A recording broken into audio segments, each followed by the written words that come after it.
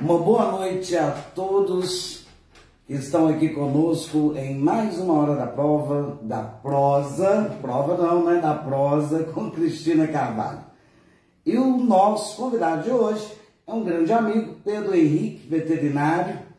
E nós estamos aqui também com o Carlinhos, que está comigo aqui todas as horas da prosa, né, Carlinhos? Junto comigo. Uma boa noite, Pedro. Boa noite. Boa noite, Carlinhos. Pedro, seja muito bem-vindo à cozinha da minha casa, né? A hora da prosa é feita na cozinha da minha casa, Pedro. O pessoal às vezes acha engraçado eu falar seja bem-vindo à cozinha, mas é na cozinha, né? Gente, o Pedro, ele é morador de uma localidade rural de Antônio Carlos, que é a localidade de Fagundes. Ele é filho de um Antônio Carlense e é Antônio Carlense, filho de um casal muito amigo, o Jairo e a Márcia. O Pedro tem 29 anos, tá velho, hein, Pedro? Ele é médico veterinário, formado pela PUC Minas, e ele se formou em 2015. Ele é pós-graduado em produção de ruminantes pela Unileia em 2018. Pós-graduado em clínica médica e reprodução de bovinos pela Universidade em 2020. Ele é também produtor rural na pecuária de leite, no sítio que deve ser do seu pai, Sítio Mundo Novo, localizado no Fagundes. Atualmente, em atendimentos autônomos aqui no município, ele é responsável técnico da agropecuária Fazenda e Companhia desde 2015, a nossa amiga Estelinha, né? Por sinal, eu sou cliente lá, sabe, Carlinhos? Sempre que preciso, eu vou lá. Ele é médico veterinário atualmente do Serviço de Inspeção Municipal de Antônio Carlos, que é o SIM. Ele também é RT da Prefeitura, aqui do município, e é médico veterinário responsável pelo projeto e execução da vacinação gratuita contra brucelose bovina pela Secretaria Municipal de Agricultura de Antônio Carlos. Por sinal, Pedro, eu quero aproveitar a oportunidade e te parabenizar pelo projeto da vacinação gratuita. Eu achei um projeto muito bacana e eu tenho certeza que ajudou muito os produtores, né? Parabéns por essa ideia fantástica. Ô Pedro, todas as pessoas, né, que nos acompanham, a maioria tem a mesma curiosidade que eu e o Carlinhos. Como e por que você escolheu ser médico veterinário? Primeiramente, boa noite. Boa noite. Agradecer mais uma vez o convite de voltar aqui à sua cozinha. Dessa vez para a gente bater um papo aqui na hora da prosa. Como eu já tinha feito antes, fazer novamente agradecer o espaço cedido à medicina veterinária. Não só a medicina veterinária, mas como a diversidade tanto profissional quanto cultural do nosso município, né? Eu nunca me imaginei, numa vida adulta, em trabalhar com bovinos. Então, assim, esse sempre foi o meu caminho, porque eu sempre me vi trabalhando com bovinos. Não diferente de outras histórias, de outras pessoas, assim, é o meio que eu cresci. Eu falo que eu cresci dentro do curral. Eu sempre preferi brincar com os bezerros do que assistir desenho. Então, sempre me vi nesse meio. E até um dia eu estava assistindo Hora da Prosa com a Jaqueline, e eu me identifiquei, porque o que acontece? Ela falou da macieira da casa dela, para a escolha da profissão. E quando criança, meu pai me deu uma bezerra Jersey. A coitada sofreu bastante, de tanto que eu arrastava para um lado, arrastava para o outro, ficava ela o tempo todo. E a gente não tinha muito acesso à tecnologia, assim, que eu digo, internet, esse tipo de coisa, mas a gente sempre gostou muito de assistir Globo Rural, domingo de manhã.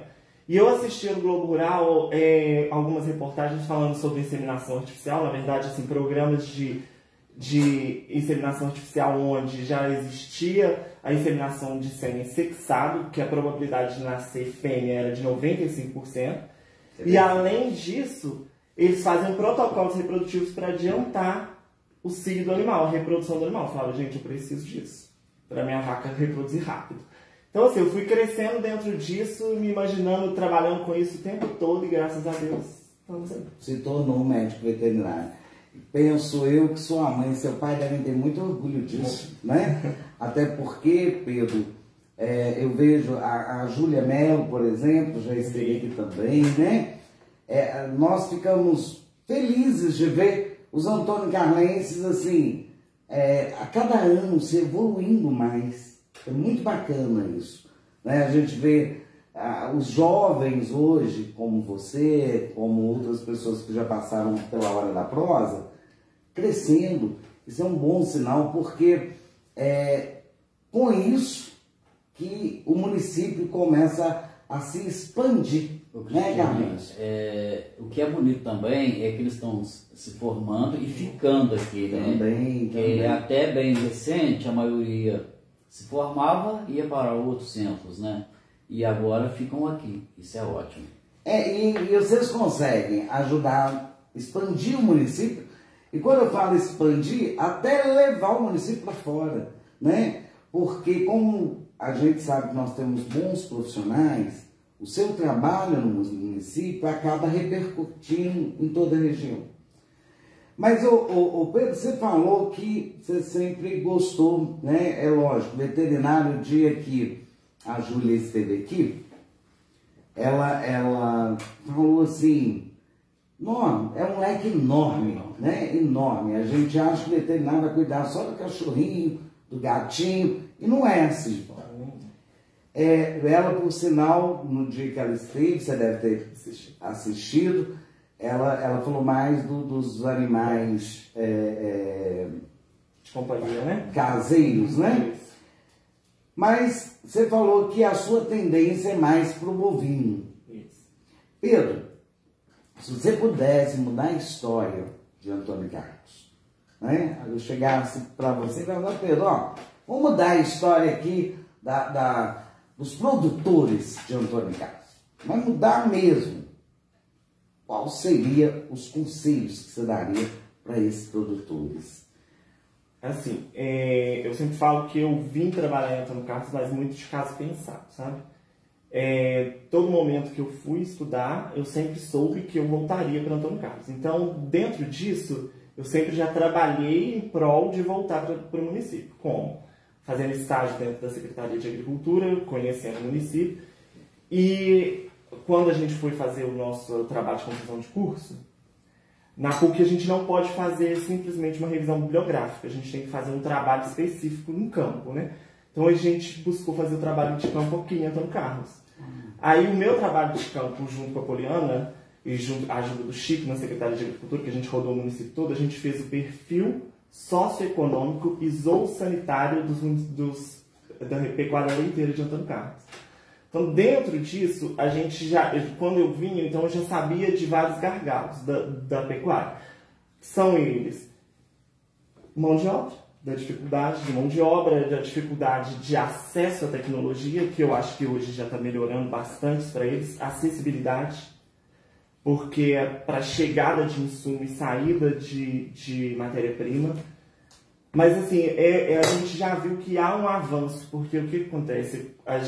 A média, eu não lembro exatamente como foi, porque foi em 2015, mas eu sei que a nossa média de produção de leite, ela já era de 2 a 3 vezes superior à média nacional.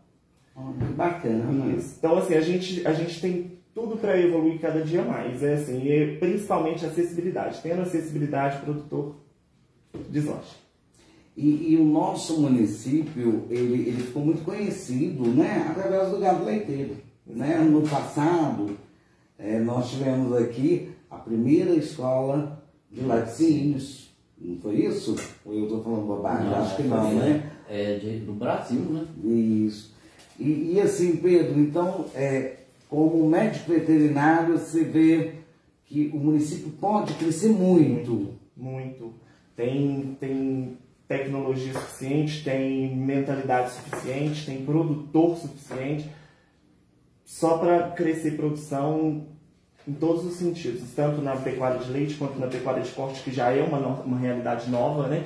Quando a gente estava rodando, quando eu falo tanto para fazer trabalho de conclusão quanto de estágio, a gente atendia muito pouco pecuária de corte. Hoje em dia já é uma nova realidade do município. Então, assim, tem tudo para crescer. Você está falando a questão do corte. Eu penso que em Antônio Carlos ainda falta um pouco mais de apoio na questão do corte, né? Eu sei que tem que levar para cidades vizinhas. É o abatedouro, né? É o abatedouro. E interessante que eu me lembro, quando eu era criança, nós tínhamos em Antônio Carlos um abatedouro. É uma fábrica de nome nacional. Nós já andamos conversando bastante sobre isso também. A gente agendou, até tô pensando, na verdade, a gente telefonou para a escola agrícola, porque lá tem um abatedouro, né? Pra gente fazer uma visita, pra gente iniciar um projeto por aí. Só que aí estava em reforma por causa da pandemia, não estão utilizando, né? Mas com certeza seria um incentivo muito grande, porque todo o comércio ele precisa de buscar o animal sai daqui, vai, geralmente, poucos produtores matam ele em Barbacena, né? Geralmente ou é Campo Belo, Belo Horizonte ou Juiz de Fora. O produto sai, agrega valor fora daqui e volta para ser comercializado aqui dentro. Isso tudo emitindo nota fiscal o tempo todo, né? Então, se isso pudesse ser feito dentro do município, com toda certeza, além de gerar recurso para o município, geraria um custo-benefício tanto para quem comercializa quanto para quem consome, né? Eu fico pensando, Pedro, a minha família é toda da zona rural, né? Os meus pais. E eu vejo assim, por exemplo, leite. Você pega 500 ml de água, praticamente é mais caro que 1 litro de leite. Sempre teve esse problema, né? A gente vê que hoje em dia o preço médio do leite está sendo pago a 2 e pouquinho, 2,12, 2,20. Só que, no entanto, o ano passado a gente chegou a esse mesmo patamar de 2,12, 2,20. E o insumo que é para a produção desse leite, eu falo a ração, do ano passado para esse ano ela teve um aumento de 65%, mas em média. Sendo que o litro, nesse mesmo período, foi pago ao mesmo valor que está sendo pago esse ano. Então, assim, a dificuldade do produtor é enorme, né? O que ele consegue manter é na venda, na comercialização de animais para poder manter a pecuária. Então, na realidade, Pedro, a questão do leite ainda não dá lucro para o produtor. A não ser que seja uma quantidade muito grande. Não só uma quantidade muito grande, mas é o que a gente sempre fala. A pecuária ela tem que evoluir, mesmo que seja pequeno produtor, para uma gestão como se fosse uma empresa. De reduzir gastos, pôr no ponta do lápis o que está valendo a pena, o que não está valendo a pena. Porque esse é um outro ponto que assim, a gente tem pouca anotação de índice zootécnico. O produtor geralmente ele conhece o rebanho dele por conhecer em si, porque ele lida todos os dias. Mas ele não sabe ao final da lactação de cada animal, por exemplo, se aquele animal deu um retorno ou não. Porque, por exemplo, ele pode ter um pico de lactação muito alto.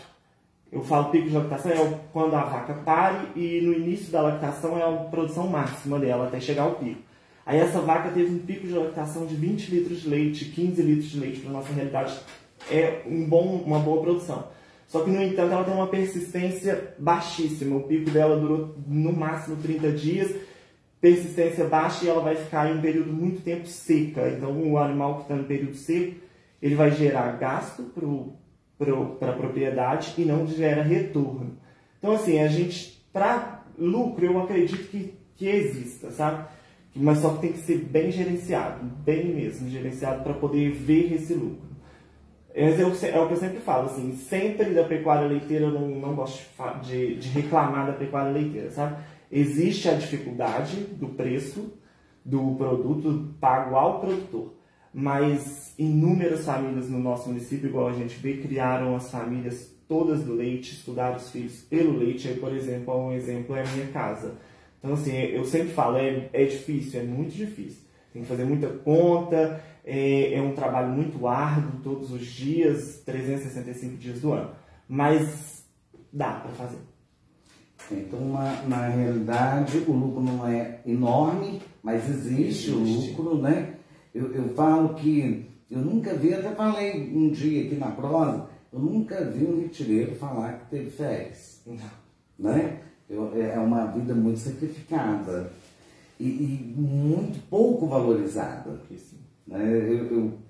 Eu assim, às vezes sozinho eu fico pensando como tentar ajudar essas pessoas a serem mais valorizadas. Agora, o corte dá mais lucro do que o leite?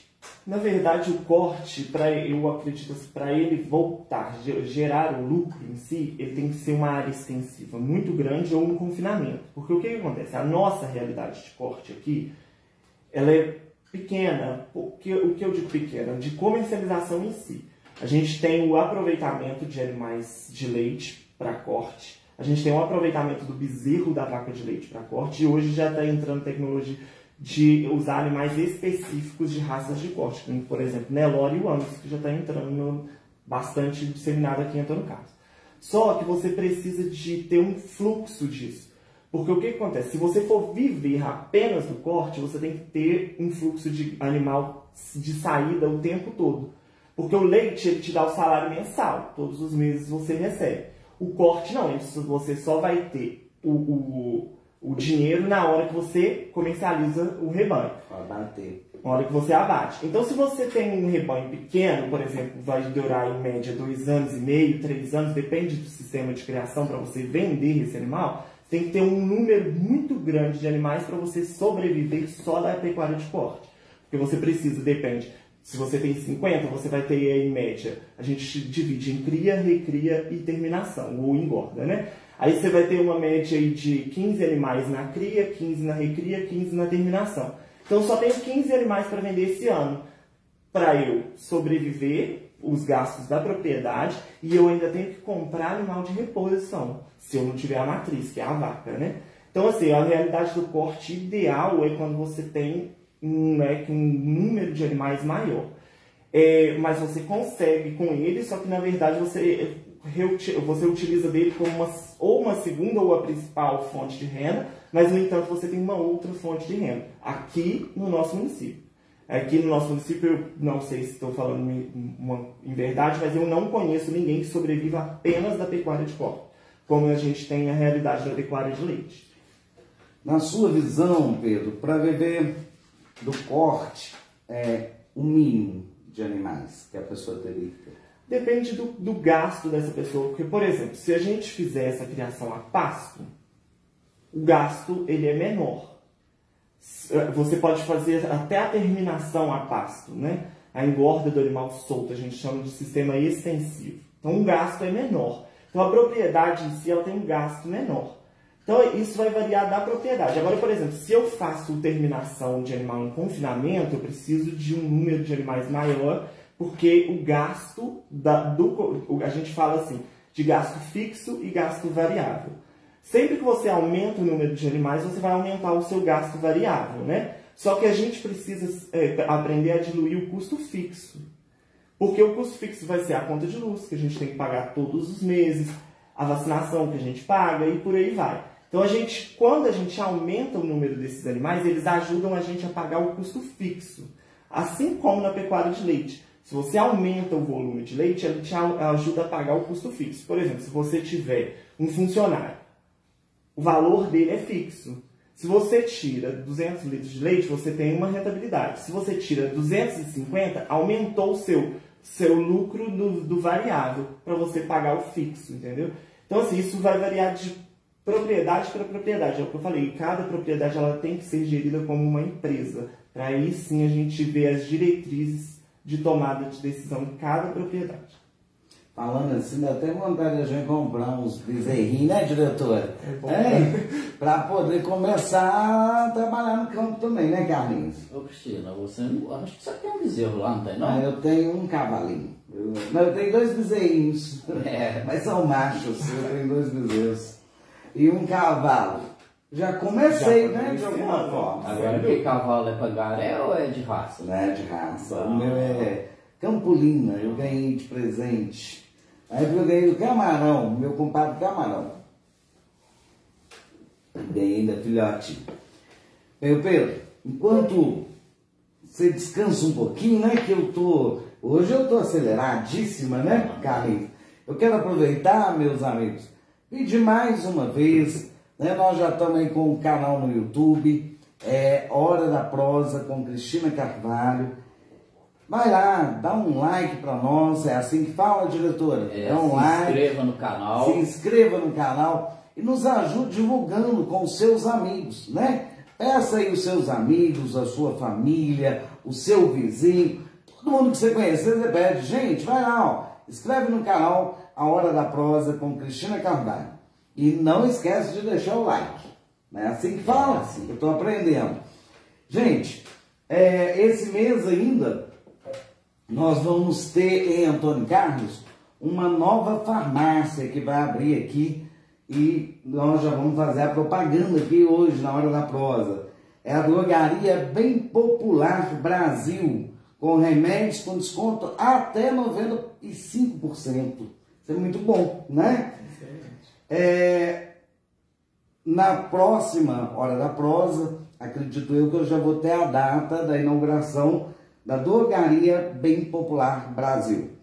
E você que quer dar um presente, viu, Pedro? Se você quiser dar um presente para sua esposa, nós temos também a False Semijoias. O telefone da False Semijoias é 99161-3152. Então quem quer dar um presente aí, não só para a esposa, mas para o marido, para o namorado, para o amigo, é só ligar para False Semijoias. Telefone 99161-3152. É isso aí, Carlinhos. E parece que nós recebemos também um convite, né, Carlinhos? Ô Cristina, eu primeiro quero parabenizar aí o pessoal da Cultura, Secretaria de Cultura. Vão fazer uma comemoração aos 140 anos da inauguração da Estrada de Ferro, da EFON, que ligava Antônio Carlos, na época, sítio, né, até São João, dava 100 quilômetros. E Antônio Carlos cresceu, apareceu, surgiu em torno desse empreendimento.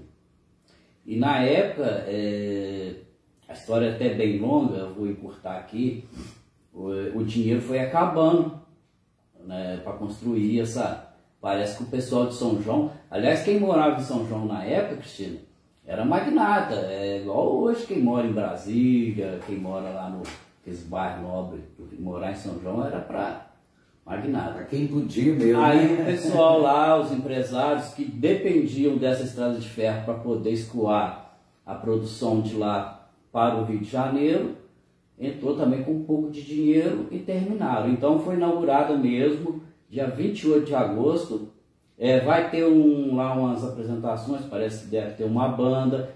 Assim que eles mandarem para nós como que vai ser o andamento da comemoração, a gente fala aqui. Então, parabéns à Secretaria de Cultura, todas as pessoas que pensaram em fazer essa comemoração, parabéns para todas as pessoas que naquela época estavam aqui, né, não sabiam que ia acontecer em volta daquela estaçãozinha. A gente está esperando, gente, mais informação. Se vocês puderem mandar para a gente o que vai acontecer, a gente vai falando aqui, ok? E nós queremos agradecer o convite em nome da Hora da Prosa. E se Deus quiser, Ele quer, né, Carlinhos? Nós vamos estar presente, né?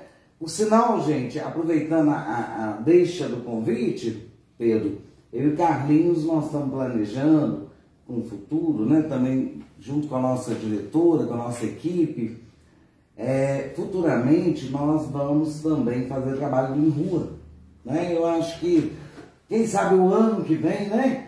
A gente já comece a fazer esse tipo de trabalho. Inclusive, se a Secretaria de Cultura puder montar um vídeo que não seja muito longo, lá entre 30 minutos e 40, fazer um resumo, a gente posta também lá no YouTube, sim, né? Sim. No nosso canal, e vai ficar bonitinho lá. E vai ser a primeira comemoração, são 140 anos, eu tive em algumas em São João. São João tem todo ano, aqui em Antônio Carlos nunca teve.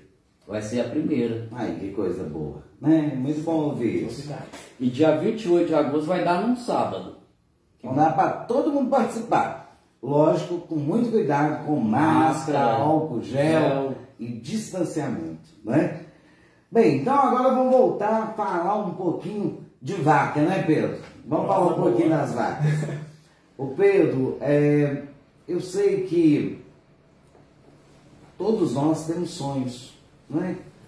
Eu não estou aqui, eu e Carlinhos, nós sonhamos e estamos realizando a questão da hora da prosa.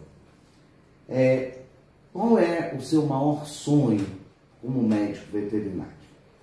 Pessoal? O que você imagina, eu como médico veterinário, aonde eu quero chegar? Assim, pretensões profissionais, eu pretendo me especializar um pouco mais mestrado, alguma coisa do tipo, porque eu gosto muito da área educacional. Então, assim, eu queria, às vezes, tentar lecionar, sabe? Eu tive a experiência no Instituto Mix em Barbacena de dar o curso de auxiliar veterinário para 7 turmas. E, assim, eu gostei bastante da experiência. Tem muito tempo? Hoje a gente tem 21 em 2019. Você lecionou o ano todo? 7 turmas, iniciei e terminei as 7 turmas. Olha que bacana, que bacana. Mas eu não continuei por questão de horário mesmo, era muito apertado o tempo, sabe? Mas assim, eu gostei bastante. E eu pretendo, assim, igual Thaís, você disse, de trabalhando com bovinos de leite, eu pretendo ter um plantel, assim, tentar talvez uma disseminação genética, alguma coisa do tipo. Eu sei que é um processo lento e a gente um dia pode chegar. E vai chegar, né, Carlinhos? Com certeza vai chegar. Uma das coisas que eu acho muito bacana, Pedro, interessante, praticamente todos que já passaram por aqui, a gente vê a paixão de vocês pelo que vocês fazem. Né? Eu falo que os olhos de vocês falam tudo, não precisa a boca falar, né? Os olhos de vocês brilham. E isso deixa a gente muito mais feliz, porque quando a gente bate uma prosa com alguém que realmente ama a sua profissão, quando eu brinquei aqui, falei, dá até vontade de você comprar e criar também, é porque vocês conseguem passar uma energia tão boa para nós que contagia. E na hora que a gente termina, dá a mesma vontade de falar, não, eu também vou fazer isso, né? E eu acho muito bacana a pessoa que consegue na vida fazer aquilo que ama, né? Porque a gente sabe que tem muitos profissionais que nem sempre conseguiram se formar ou escolher uma profissão que realmente gostaria de assumir, né? Agora, Pedro, mas o que você tem para falar para nós? Agora eu quero que você fale o que você quiser falar para nós. Então, deixa eu fazer uma pergunta para ele. Outro dia eu estava lá na escola e estava vendo uma vaquinha lá pastando. E durante o tempo que eu vi aquela vaca, ela não parou de comer. Ô Pedro, quantos quilos de alimento uma vaca já maior, uma vaca de idade, por exemplo, produzir leite, quantos quilos ela consome por dia? Então, isso daí vai variar exatamente disso, do estágio que o animal se encontra. A gente sempre fala que o animal, o bovino que a gente precisa, ele sempre tem uma alimentação para manutenção, para produção e para reprodução. O animal só entra em reprodução quando está sobrando energia da produção e da manutenção desse animal. Então uma vaca, por exemplo, ela vai variar o consumo dela, a gente chama de matéria seca, que é o que ela alimenta no dia, de acordo com a produção do animal. Um animal aí que estiver numa produção mais ou menos de 20 quilos de leite, por exemplo, ela chega a consumir entre 30 e 35 quilos de matéria seca diária. Aí isso pode ser tanto dividido. Nossa, de 30? Às vezes até mais. Seria o ferro? Seria a silagem de milho, seria de capim, e dentro desse concentrado, dessa matéria seca, a gente tem o concentrado, que no caso é a ração, a dieta balanceada, entendeu? Então eles chegam a consumir em média essa média. Mas é o que eu disse, depende do estágio que está o animal, hein? Sempre varia o consumo. É bastante coisa, 30 quilos, né? É bastante coisa. E interessante que você vê, ela mastiga. Isso daí é do ruminante, né? Igual eu estava falando aí da especialização. É uma subfamília dentro dos mamíferos, são os ruminantes. Porque eles regurgitam o alimento, esse alimento volta na boca do animal. É a única classe de animais que isso acontece, são os ruminantes. Para diminuir o tamanho da partícula da fibra, para eles aproveitarem mais a fibra. E dentro dos ruminantes, uma nova curiosidade aí é que eles têm esse dito popular que eles têm 4 estômagos, né? Isso realmente é uma verdade. O animal tem 4 compartimentos gástricos, por isso que ele precisa ruminar esse alimento, ingerir junto com esse alimento saliva. O animal produz litros e litros de saliva diário, porque a saliva tem o bicarbonato para tamponar. A gente fala para equilibrar o pH desse rumen desse animal. É por isso que ele baba muito. Baba bastante. Não é? Produz muita saliva, ele precisa dessa produção. Então, na realidade, o alimento vai até o estômago dele e volta. Ele chega ao primeiro compartimento, que é o rumen. São 4 compartimentos. O rumen, que é o maior compartimento. Aí tem o retículo, o omaso e o abomaso. O rumen ele tem essa função de ele vai umedecer esse alimento, vai mandar para o retículo, onde o retículo vai separar as partículas maiores e menores e fazer a regurgitação. Olha, volta esse alimento para a boca do animal, para ele mastigar efetivamente, porque como você estava reparando, a vaca alimentando, ela não mastiga, ela vai rapidamente deglutindo. Então aí nesse momento que ela para fazer a ruminação, que é essa remastigação do alimento, ele volta para o outro pré-estômago, que é o omaso, e nesse omaso aí sim, a separação, a absorção de água, e manda para o estômago, que é o abomaso, que é o que a gente chama de estômago verdadeiro, que é o estômago químico, semelhante ao nosso, onde tem a produção enzimática e a absorção dos alimentos. Então, nossa, que bacana. E a gente a vaca, na verdade, o rumen do animal, ele tem uma quantidade enorme de bactérias benéficas para o animal. Quem faz a digestão do carboidrato, no caso que é da celulose, que é de fibra, são essas bactérias rumenais. Por isso que todos esses compartimentos. Ô Pedro, outra curiosidade, a última. Não, o gado dorme? O boi, uma vaca dorme? Ele não chega, você fala assim, de deitar lá, fechar os olhos e ficar dormindo por tempos, não. Mas ele deita e descansa. Por quê? O bovino, ele é um animal que ele é a caça. Então, assim, na natureza, os bovinos, os equinos, eles são a caça. Então, eles precisam estar em alerta o tempo todo.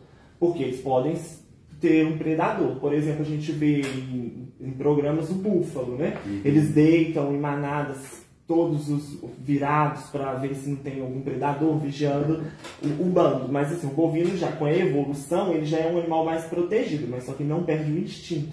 Então, ele não tem essa necessidade enorme de igual outros, que são os caçadores. Eles precisam de dormir mais tempo para repor energia para buscar a caça. O pessoal até fala que cavalo dorme em pé, né? Mas a maior parte do tempo ele fica mais tempo em pé exatamente por isso, porque ele evoluiu que não há no animal doméstico predadores assim em si, mas só que ele não perdeu o instinto dele. Ele é um predado de um predador. Então na realidade é como se fosse uma Cristina estressada, né? Porque aí você não pode dormir. Não é assim? Porque o ser humano estressado, ele fica aceso.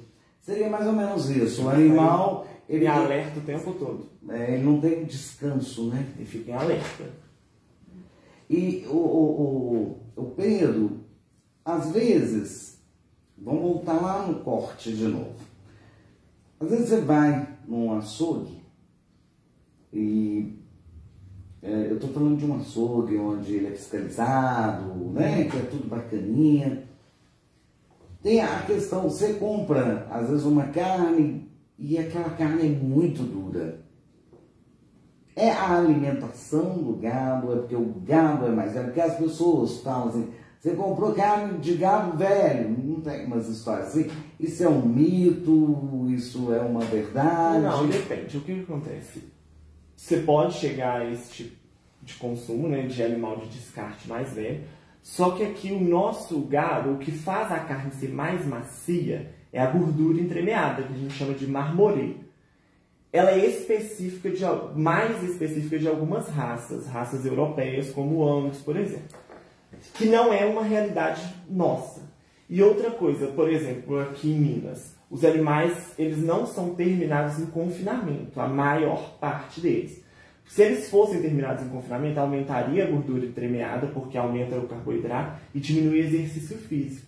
Os nossos animais eles têm que subir montanha, descer montanha, subir montanha, descer montanha atrás do alimento. Então isso gera um exercício muscular e deixa a carne um pouco mais firme. Por isso que é ideal se a gente puder, chegar ao animal de terminação em confinamento. E não só isso, né? Igual eu estou dizendo, a gente reaproveita animais, tem que ser feito isso, a gente aproveita animais que não têm o desenvolvimento genético específico para o corte. Aí a gente reaproveita ele para o corte, entendeu? Então aí você pode consumir com certeza carnes que não tem um padrão específico. Então, na realidade, não é porque é do animal velho. Não necessariamente. Não necessariamente do animal velho. Bom, Pedro, eu vou ter que fazer mais um. Essa prosa é muito boa. Pô, eu tô aprendendo, né? Eu só tô aprendendo. Eu não sei nada de gado. Aliás, outro dia até um boi do Homero me pôs para correr. Deixa eu te falar, Pedro. O tempo de vida de uma vaca, por exemplo, você tem uma vaca, ela dá 20 quilos de leite diário, ela evoluiu, o tempo de vida dela é parecido com o humano, é menos? Não, assim, a gente quase não tem essa estatística. Por quê? A gente não deixa esse animal ficar na propriedade até o animal vir a óbito. O que eu acho, assim, por um lado a gente vai falar, é um animal de produção, se você tirou do animal o tempo todo, depois você mandou para o abate. Mas você vê o animal definhando na propriedade também é muito triste. Em média, vacas vivem 20 e poucos anos, mas só que geralmente a gente não vai encontrar esses animais. Por quê? Porque logo que o animal vai diminuindo a sua produção, ele gera o descarte da propriedade. Até mesmo porque você precisa manter os animais da propriedade. Você manter um rebanho onde ele já não é mais produtivo, isso é bem oneroso, entendeu? Então a gente não vai ter essas estatísticas sempre por isso, porque a gente sempre descarta o animal antes, mas ele sobrevive aí 20 e poucos anos tranquilamente. Mas aí ele deixa de dar o lucro para dar o prejuízo, né? Exatamente. E infelizmente, Carlinhos, o ser humano precisa sobreviver, né? Às vezes eu vejo, e até admiro, né? Tem gente que não come carne. Eu não como carne de gado. Não? Então, eu admiro, porque se você analisar, apesar da gente saber que o gado e que outros animais, né, são para sobrevivência, mas realmente você começa a ter carinho, porque você está ali todo dia, você cuida, né, você trata. Nós somos o maior exportador de carne, né? A gente é o maior rebanho comercial do mundo, né? Então, a gente tem que manter. Agora, você estava falando do Angus, é Angus? Uhum. Então, Antônio Carlos, nós já temos? Araújo, por exemplo, nós temos. É mesmo? Temos. Serra do Maria, já temos. São animais, porque os bovinos eles são divididos em dois grupos. Os bostauros tauros e os bostauros índicos. O que isso significa? Um grupo é de animais europeus, que são os tauros, e os índicos são animais de origem indiana, que são os zebuínos. E os animais mais específicos para carne de maciez são animais europeus. Então a adaptação deles aqui ela veio de uma forma mais gradual, porque é um animal que não é tão resistente ao calor, ele não é tão resistente a parasitas, ele não é tão resistente a andar grandes distâncias, assim como é a vaca holandesa. Ela é um animal europeu, mas a gente tem inúmeros rebanhos de vacas holandesas. Mas elas sofrem um estresse térmico maior, elas necessitam de maior atenção do que o animal Bos taurus índicos, que são os zebuínos, por exemplo, o gir, o Nelore.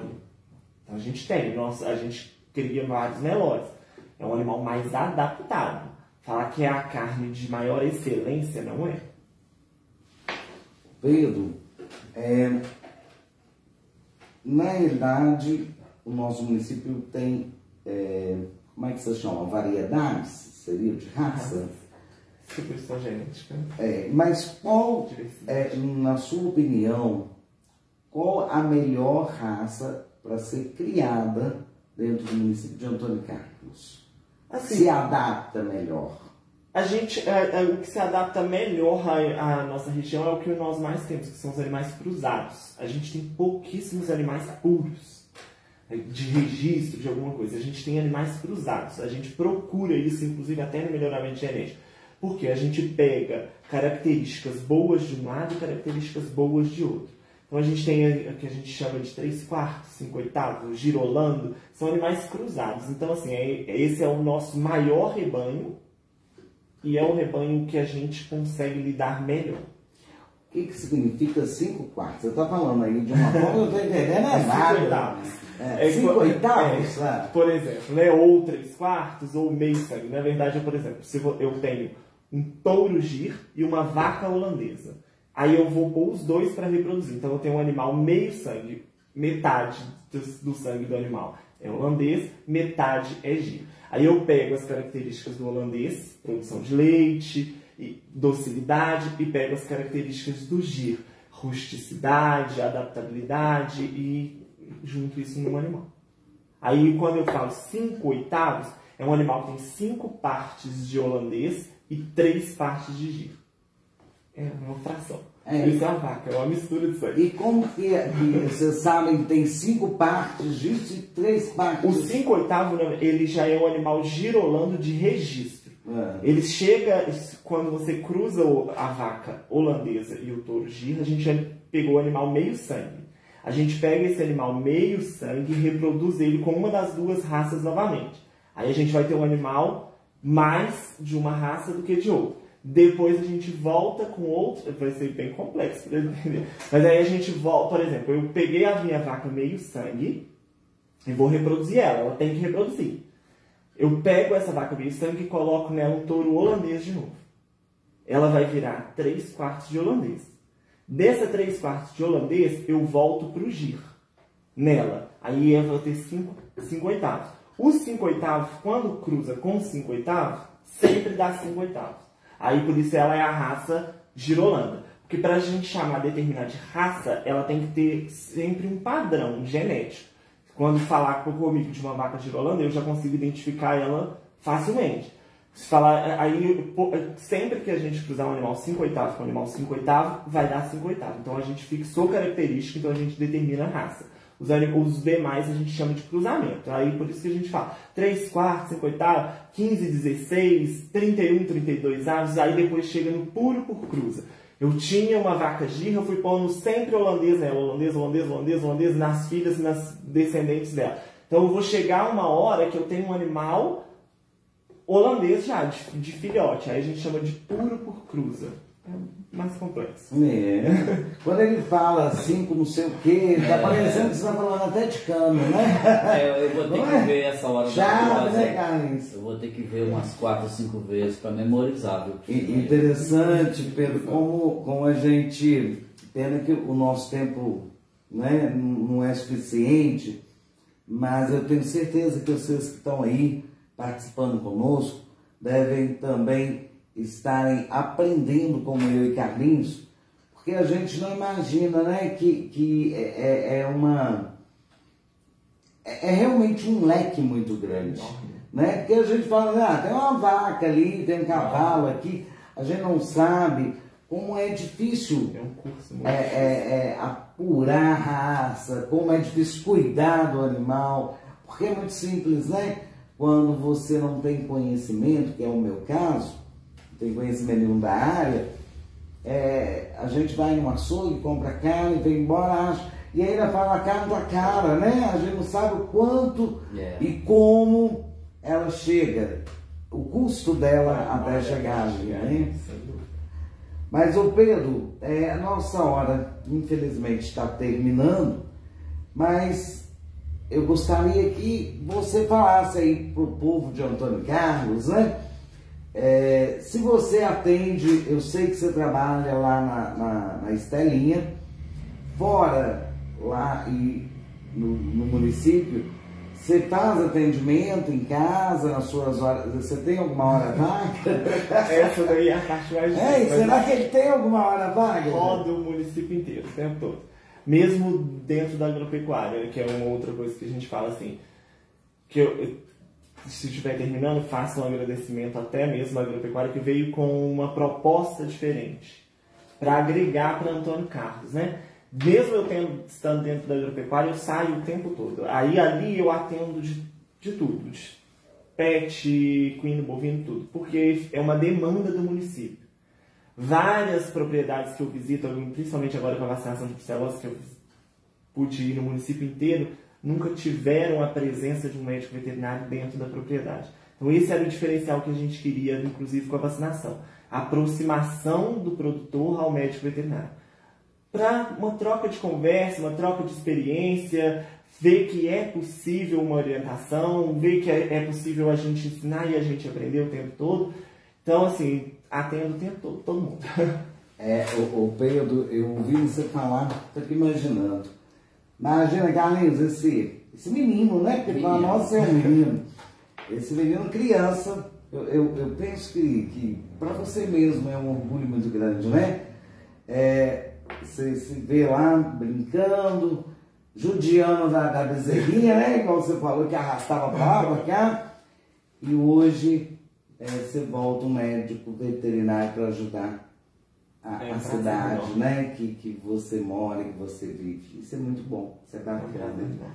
O Pedro, você quer falar mais alguma coisa? Quer colocar mais alguma coisa para as pessoas que estão aí nos ouvindo? Só agradecer mesmo a oportunidade, o espaço. Eu já disse, agradecer a Fazendia por me proporcionar esse leque também, e agradecer a nova gestão também, porque eles nos dão, além de formar uma equipe técnica, eles nos dão a oportunidade de mostrar serviço, eles nos dão os meios de chegar aos produtores. E é só para ajudar o homem do campo. Então, sim, é só agradecer. Que bom. Aqui uma curiosidade. A gente termina, mas a gente não termina. Tranquilo.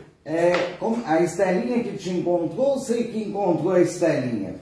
Na verdade, falaram até com meu pai primeiro. Eu estava ainda... Estelinha não, é Estela, né? A Estela e a Estelinha. Isso. Eu estava já no último período, quando eles iam abrir a agropecuária. Aí eles entraram em contato com meu pai, porque eles a gente já tinha conhecimento, a gente já se conhecia. Aí no município já estavam sabendo que eu estava fazendo medicina veterinária em Belo Horizonte. E aí entraram em contato com meu pai, e meu pai me falou. Eu acho que foi até numa festa do Capão da Cerca, que eu não me esqueço de Nossa Senhora Civil, eu entrei em outubro. Aí que eu vim aqui, conversei com o Roberto e a gente iniciou fazendo isso. Eu formei empregado. Olha que beleza. Maravilha, né? E eu faço confusão da Estela com a Estelinha, porque a Estelinha é casada com meu primo, o Carlos Heleno. E a Estela, né, são irmãs. Aí eu troco, eu falo Estela, Estelinha, mas tá tudo na mesma casa. Tá tudo em casa. Antes da gente terminar, eu quero falar mais uma vez para vocês que estão nos ouvindo, que ainda esse mês, em Antônio Carlos, nós vamos ter a Drogaria Bem Popular Brasil, com remédios com desconto até 95%. Isso é muito bom, né? O comércio crescendo e dando mais opção para os moradores. E ó, você, Carlinhos, na hora que quiser comprar uma semi-joia para namorada, nós ainda vamos ter que conhecer essa namorada, né? É na False Semi-Joias. O telefone é 99161 3152. Viu, diretora? Você pode também comprar alguma coisa aí pro esposo.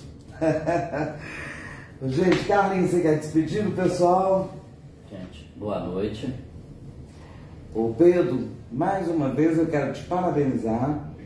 Quero parabenizar os seus pais, porque você só se tornou o que você é graças a um casal chamado Jairo e Márcia. Né? Então, parabéns, Jairo e Márcia.